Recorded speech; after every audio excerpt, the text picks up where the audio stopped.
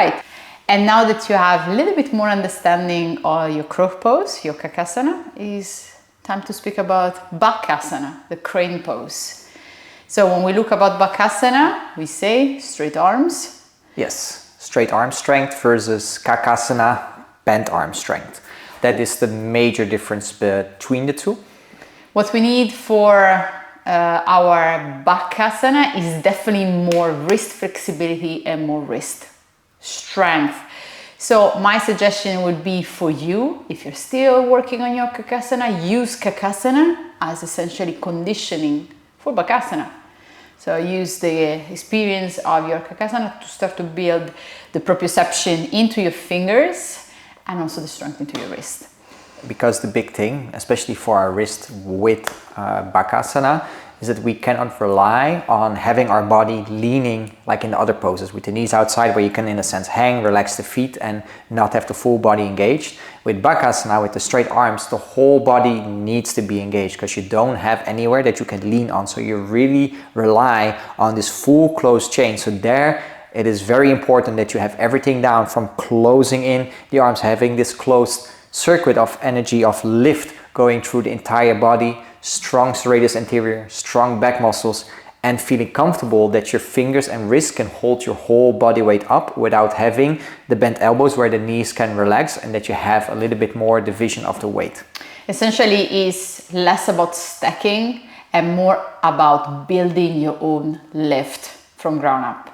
So core there, big part, but all the muscles together, they will create this uplifting sensation. All right, so for our Bakasana, we need four blocks. We will use 3 blocks, I think, this time, but you can use 4, especially with crane.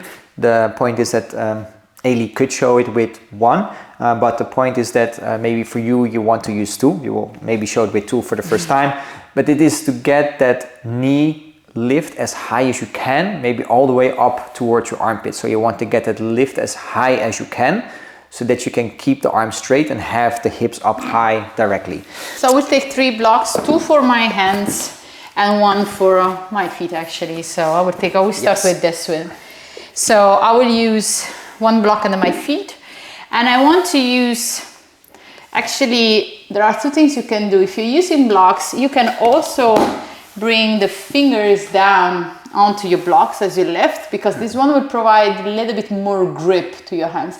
At the end of the story, you start to experiment with this pose. Doesn't have to be perfect at the beginning. It's just also to learn how you move in space. And the reason why we do this before, and that is because we speak a lot again about our wrist and our finger strength, is that this makes it a lot easier to lean forward with straight arms than when we have the hands flat, and it comes a lot more into the wrist and the grip of the fingers. So by practicing crane with straight arms, if you're beginning, having the hands maybe around and gripping a block gives you more space to flex into the wrist than when you have the hands completely flat.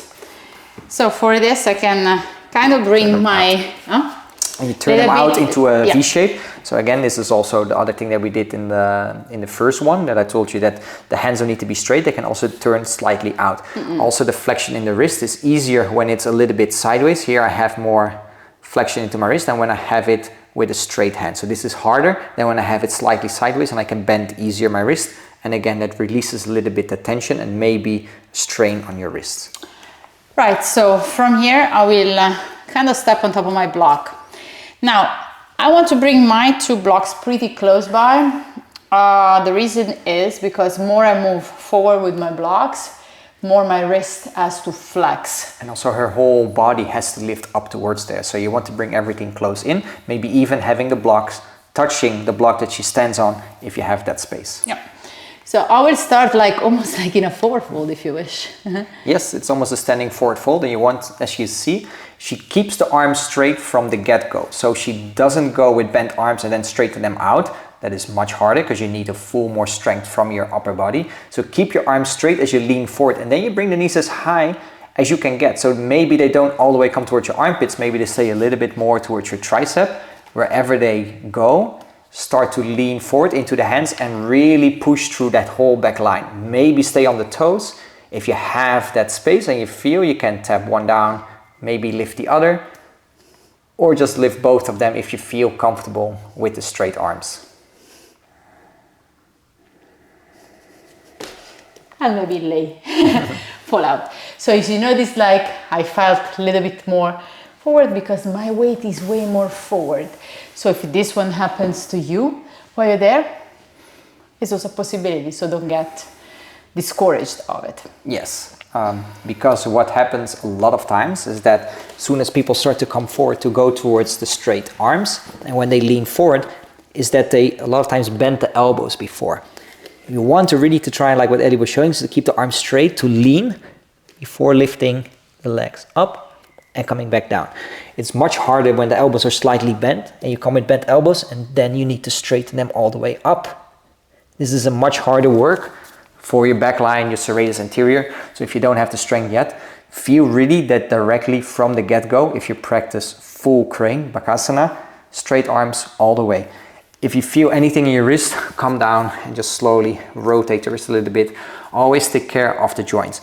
If they get too sore, you get too much painful, stop for today, maybe continue tomorrow, or take a couple days rest before you do it again. So we can do exactly what we did right now with 2 blocks. So placing 2 blocks under the feet. So this one will feel with 2 blocks. With 2 blocks will feel a little bit more scary because we are lifting ourselves even higher.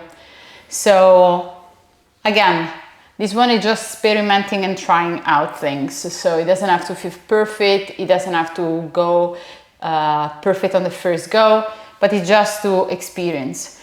And also, if you probably notice yourself, if you're practicing with us, as we demo, so you pause and you do, you notice that this one requires way more engagement of your body, so felt like less comfortable, right? So same, pretty high here. So as you see, for me to bring now the knees on my armpit is way easier. So I'm leaning forward and I'm start to look forward. So again, I try to lift the feet from the blocks, keeping my elbows straight and staying here. And then eventually when I'm done, I can land the feet down, maybe sit on top of the blocks. So this one is another variation that will help you to elevate so that you don't have to work that much to find your own lift, because the lift is provided by blocks. Yes. And the transition in the future, that if you become really good and strong in these positions, then this is the one eventually that will be able to lift you up into a handstand from your arm balance, or from handstand down into the straight arm Bakasana crane pose. Exactly. So this one is really relevant for this type of transition. Now, Patrick also showed you without blocks. Maybe we can show it another time without blocks. All these things with blocks are merely and purely to help you to bring your hips higher. Yes. But indeed, if you want, the hips can lift. Yes. By themselves. And again, the same thing. So I will show it this time maybe towards the front of the camera one time, or a little bit sideways. Maybe I take a little bit of angle that's a little bit different than what you've seen before. Again, once you come in here, you want to have the arms down. And again, notice also that you can bring the fingers slightly out if that helps. For this time, I will keep them straight so that you can see like what is like a full version. And you want to directly extend through the arms, wrap the triceps again. So again, keep remembering, closing the line, creating that energy lift, pushing the floor away, lifting the knees as high as you can. Maybe come onto the tippy toes, bring the knees maybe towards the armpits or triceps. Gaze forward, so don't look back again towards your toes, look forward. Once you look forward, you can lean, go towards the fingers, really have a strong grip, and then start to lift one foot and maybe the other. And if you see here, Patrick is really trying to push himself all the way up, so he's using the strength of his back, the big back. Because I can even take my knees off. So he's using the strength of his back, of his core, to creating this pull, this energy. I always like to think when there are arm balance or inversion, like kind of like an energy that is lifting, vertigo that is lifting all the way up. So you have an energy where that is lifting all the way up. So it creates also for you this intention into the practice, or into the practice of your arm balance, to feel lift, instead to sit down. Because a lot of times when we have this kind of arm balance, we see like people are like just moving towards the ground while the intention is really moving away. Lifting up.